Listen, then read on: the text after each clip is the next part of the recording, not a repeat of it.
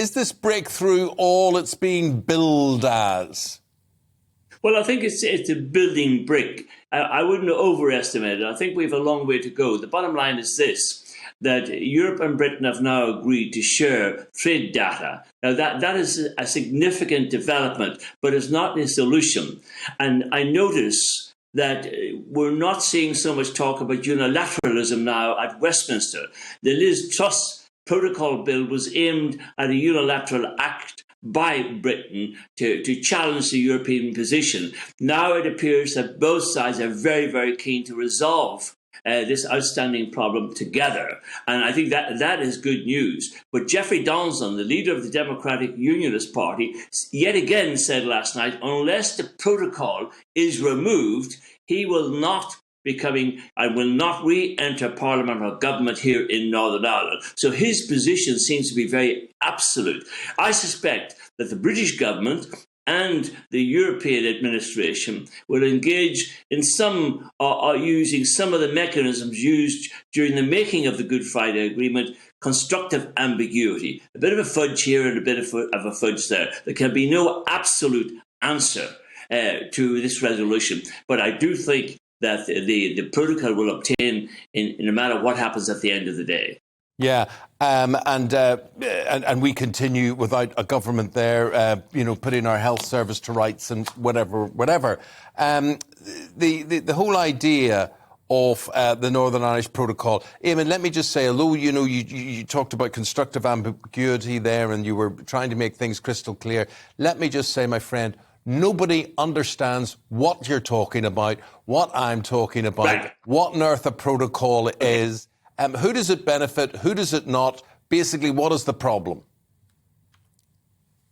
Well, when I talk about constructive ambiguity, it's an old trick used by Henry Kissinger way back all those years, where you almost tell one side this and tell the other side something else. It's fudging, and it happens all the time in negotiations at this level. The Good Friday Agreement, when David Trimble was in serious trouble, rebellion within his party, suddenly he got a letter of confidence from Tony Blair on the whole question of decommissioning and action going to be taken. Should the Ulster Unionists find themselves in government 6 months in with Sinn Féin and the IRA done nothing about their guns. And then he organised for the President of the United States to ring Trimble. So all these games are played. But if Jeffrey Donaldson is so adamant that the so-called political integrity and economic integrity of Northern Ireland are not observed, there will be no return to government. In other words, Jeffrey Donaldson saying, if Northern Ireland doesn't feel, unionism doesn't feel it's as British as Finchley, then he says he will not be forming a government.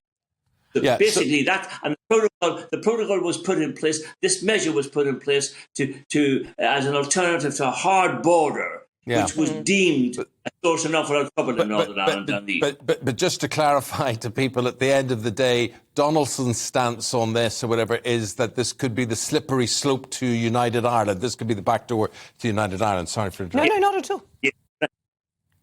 Well, Eamonn, I just wanted to talk about what's changed this week, because everybody seems to be getting very excited, so much so that, we've got James Cleverly and we've got James Heaton-Harris going over as well. We've got potentially Keir Starmer later in the week. And this is after, on Monday, negotiations really seem to ramp up. And this is all about Brussels getting access to the UK's online data sharing system so that they can see live information on goods moving across from Britain into Northern Ireland. And there's a particular focus on potatoes. I just want to explain why this is significant and what's new as of this week.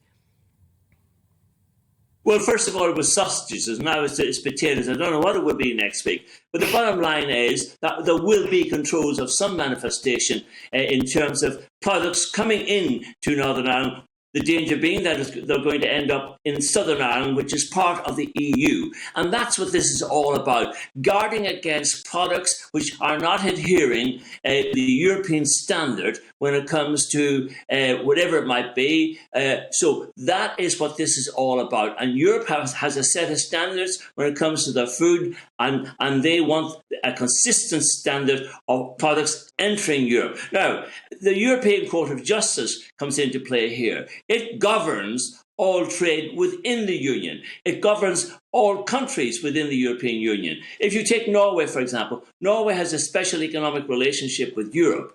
But Norway is subject to the European Court of Justice. And I suspect that Rishi Sunak realizes that this has to happen, that no matter what happens, what changes take place, trade with Europe will be subject to the European Court of Justice.